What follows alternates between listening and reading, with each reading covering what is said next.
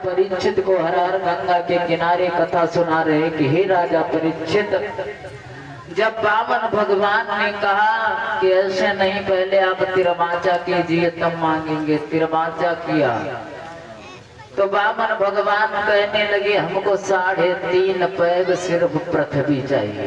कितनी? 3.5 पैग।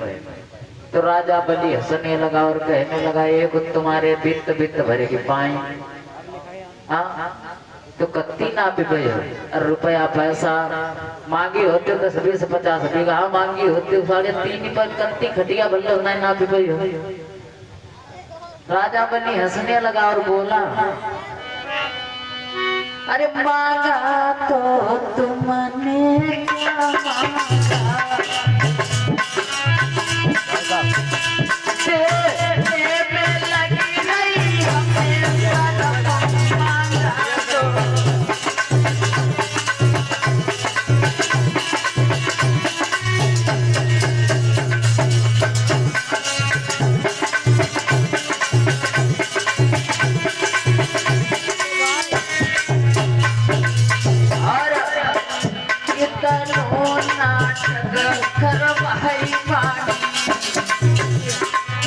समझ रहे थे और कुछ मकान काम मांग रहे होते हो।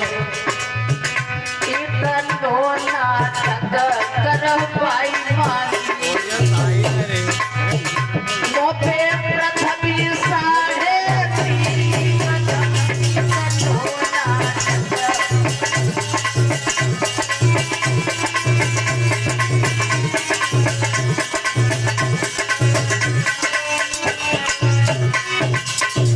अरे क्या मांगा? राजा बलि हंसने लगा और इधर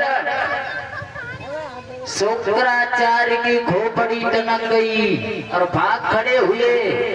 मन में समझ गए शुक्राचार्य कि आज हमारा चेला बर्बाद होने जा रहा है। भाग खड़े हुए और आ करके जहां पे राजा बलि था वहीं पे आ करके पहुंच गए।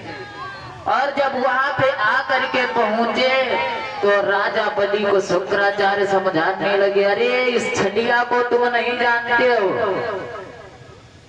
और शुक्राचार्य समझा करके बोले हैं कि राजा बलि ये कोई मामूली इंसान नहीं है, ये भगवान विष्णु हैं जो बौने का भेष बना करके तुझको छलने के लिए आए हैं, इसलिए मेरी बात को सुन। और बोले शुक्राचार्य मत कर दान जमी को हो राजा बलि,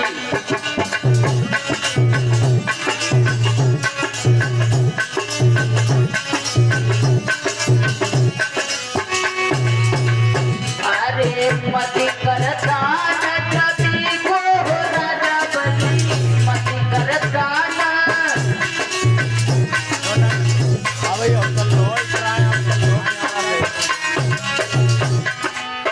मति करतान जमी को हो राजा बलि, मति करतान जमी को हो राजा बलि।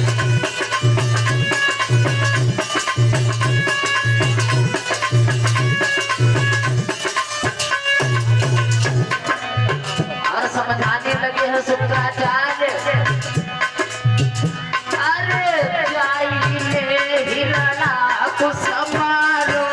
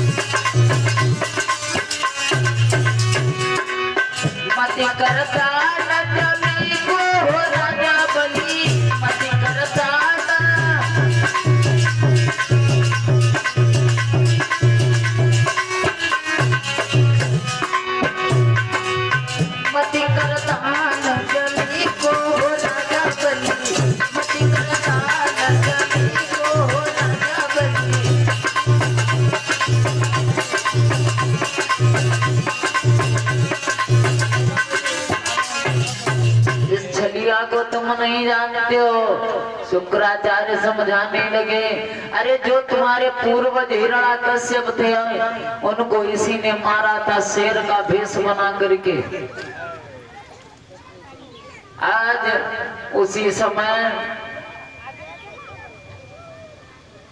राजा बलि कहने लगा है, गुरुदेव मैंने वचन दे दिया है, तिरमाचा किया है, मैं अपने वचन से पीछे नहीं हटूंगा और मैं 3.5 पैग पृथ्वी इनको अवश्य दूंगा, चाहे कुछ भी हो जाए। तो केतली जानते हैं जिसमें भैया चाय ना है, चाय गिराई जाती है। तो भगवान ने कहा, अरे बलि समय निकला जा रहा है, जल हाथ में लो और संकल्प करो। तो शुक्राचार्य का दिमाग घूम गया और मन में सोचने लगे, शुक्राचार्य एक काम करते हैं, अब जल को ही नीचे नहीं गिरने देंगे, और जब जल को ही नीचे नहीं गिरने देंगे तो संकल्प नहीं हो पाएगा, और जब संकल्प नहीं हो पाएगा तो मेरा चेला बच जाएगा। तो शुक्राचार्य ने क्या काम किया, मेढुकी का मेंढक का भेष बना लिया और उसी केतली के अंदर टोंटी में बैठ गए जाकर के।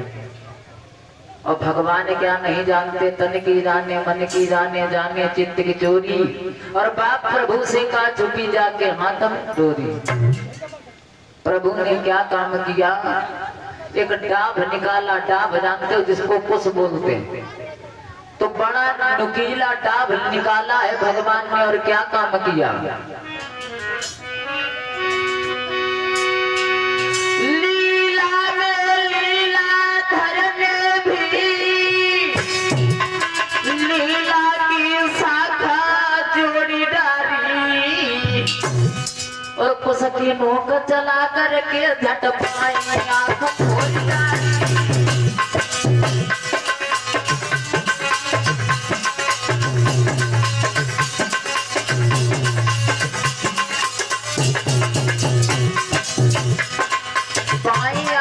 शुक्राचार्य देख रहे थे, भगवान ने वो नुकीला डाब जैसे ही वो सुराख में डाला तो भैया एक बल्ब फ्यूज शुक्राचार्य। लीला में लीला धरने भी लीला की शाखा जोड़ी डाली, और कुछ की नौकत चला करके पाई आंख खोल डाली।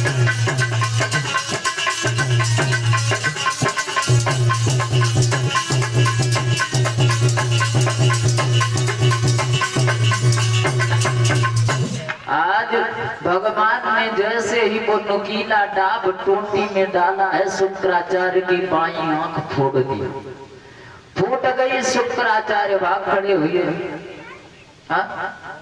अंदर से मंगाई। तो शुक्राचार्य की जब आंख फूट गई वो तो शुक्राचार्य घबराने लगे,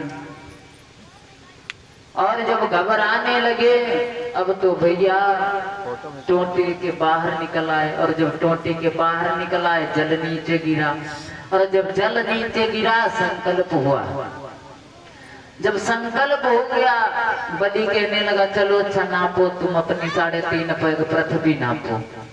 अब पावन भगवान जब नापने के लिए तैयार हुए तो का दशा बनी परीक्षित महाराज। परीक्षित महाराज तुम कुछ उदास रहते हो, गावा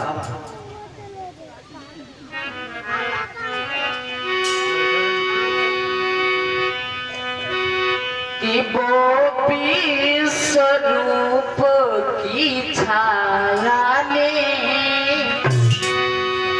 और सूरज के अंश झांकी डाले,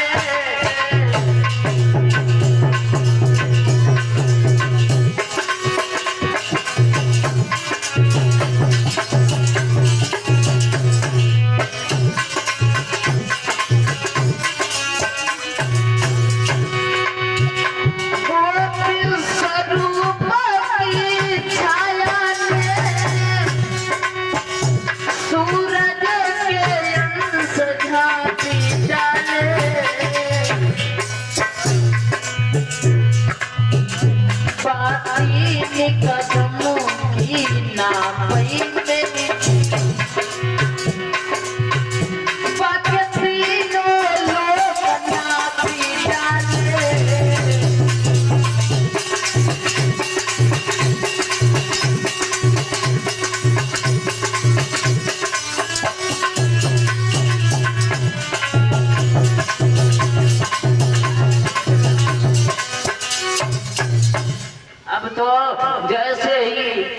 भगवान नापने के लिए तैयार हुए तो 3 पैग में तीनों लोगों को नाप लिया।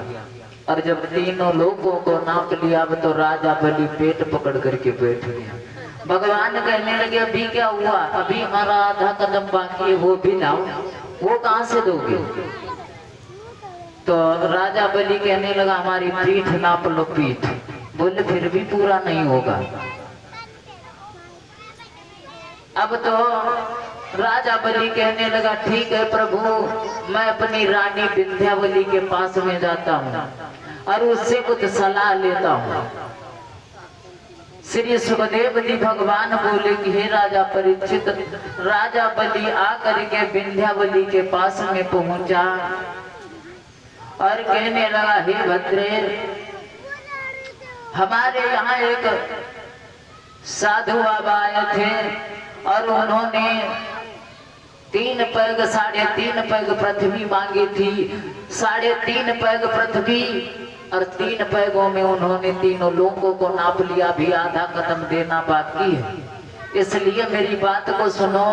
और राजा बलि अपनी रानी को समझा करके बोला है अरे तुम तो मेरी रानी हो, अरे तुम तो मेरी रानी हो, क्या साथ निभाओगी?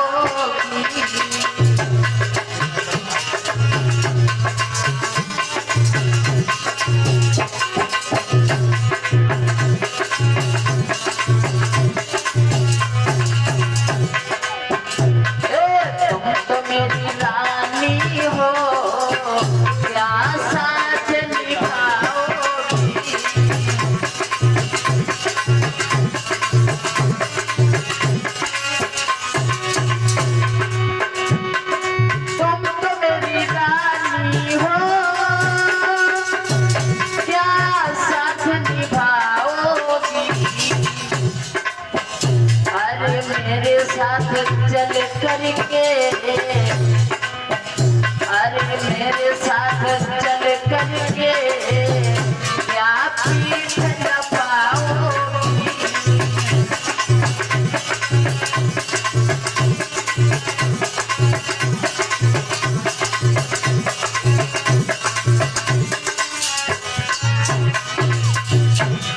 तुम तो मेरी रानी हो,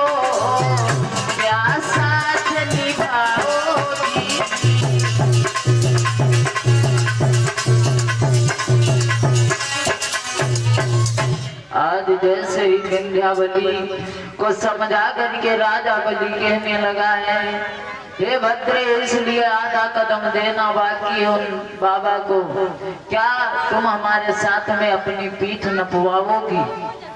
विंध्यावली कहने लगी पिया तुम्हारा हुक्म मेरे सर आंखों पे। विंध्यावली आकर के वामन भगवान के पास पहुंची और कहने लगी प्रभु पीठ बाद में नापना, पहले हमारे एक प्रश्न का उत्तर दीजिए। भगवान बोले बताओ तुम्हारा प्रश्न कौन सा है? तो विंध्यावली कहने लगी प्रभु ये बताओ धन बड़ा होता है या धनी? बताओ परीक्षित महाराज, धन बड़ा होता है या धनी? हाँ, धन बड़ा होता है। गलत। जब धनी ही नहीं होगा तो धन किस काम का? बताओ।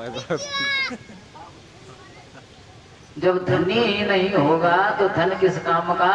भगवान असमंजस में फंस गए और कहने लगे हे बेटी, तेरे हम छोटे से सवाल में फंस गए, हमसे वरदान मांग लो। तो विंध्यावली कहने लगी प्रभु हमें कुछ नहीं चाहिए, हमारे प्रिया मांगे तो मांग लें। राजा बलि से कहा अरे वरदान मांग लो, हम तुम्हारी रानी से बहुत प्रसन्न हैं। तो राजा बलि कहने लगा प्रभु अगर हमें वरदान ही देना है तो मेरी नजर जहां जहां जाए वहां वहां आपके दर्शन होने चाहिए। भगवान कहने लगे एवं मस्तु ऐसा ही होगा। तो राजा बलि के बामन गेट थे, अब भैया नजर घुमाना शुरू कर दिया राजा बलि ने। अब भगवान खेलने लगे कबड्डी। तो राजा बलि एक जगह नहीं देखता, कहीं उधर देखता, कहीं उधर देखता, भगवान को भाग कर जाना पड़ता, दर्शन देना पड़ता है। इधर नारद बाबा ने देखा, हाय हाय भगवान बड़े बुरे फंसे। जाकर के लक्ष्मी मैया को बताया, जाकर के कि मैया तुम्हारे पति राजा बलि के यहाँ फंसे हैं, कबड्डी खेल रहे हैं। लक्ष्मी मैया भाग खड़ी हुई। श्री सुखदेव जी महाराज बता रहे हैं कि हे राजा परीक्षित, लक्ष्मी मैया भाग करके आई हैं और राजा बलि की कलाई में कलाई सूत्र बांधा है। उसी दिन से यह रक्षा बंधन का त्योहार मनाया जाता है। लक्ष्मी मैया ने राजा बलि की कलाई में कलाई सूत्र बांधा, यानी कि भाई बना लिया राजा बलि को। तो जब भाई बना लिया तो राजा बलि खुश हो गया और कहने लग गया, बहन हमसे कुछ मांग लो तुम। तो लक्ष्मी मैया बोली, भैया अगर देना ही है तो मेरी बात को सुनो। मेरे सैया की भीख मोही दे दीजिए भोले भैया ने।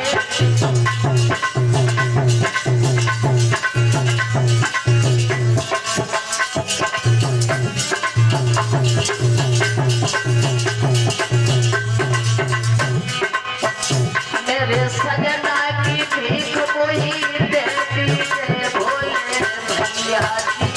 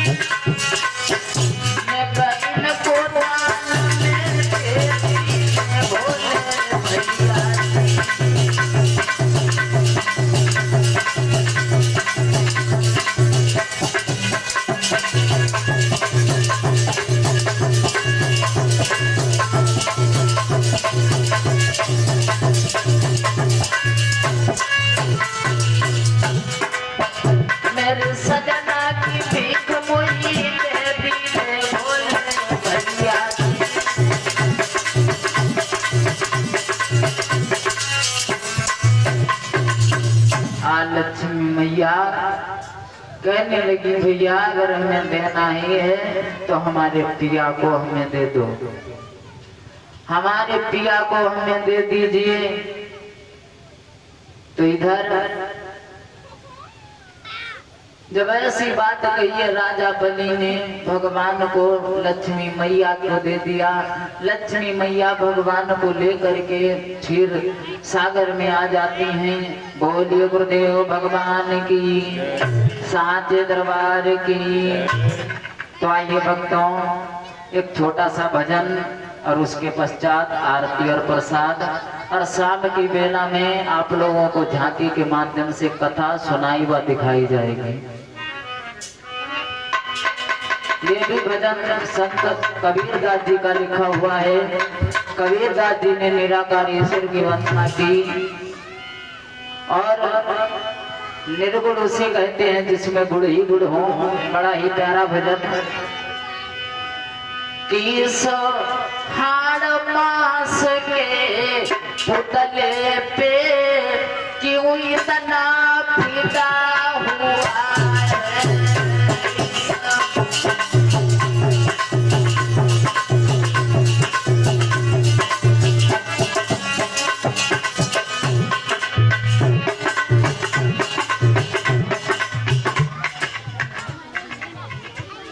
और ये माता दी जी के दरबार से सादर 20 मुद्राओं का दान हुआ। माँ भगवती कल्याण करें।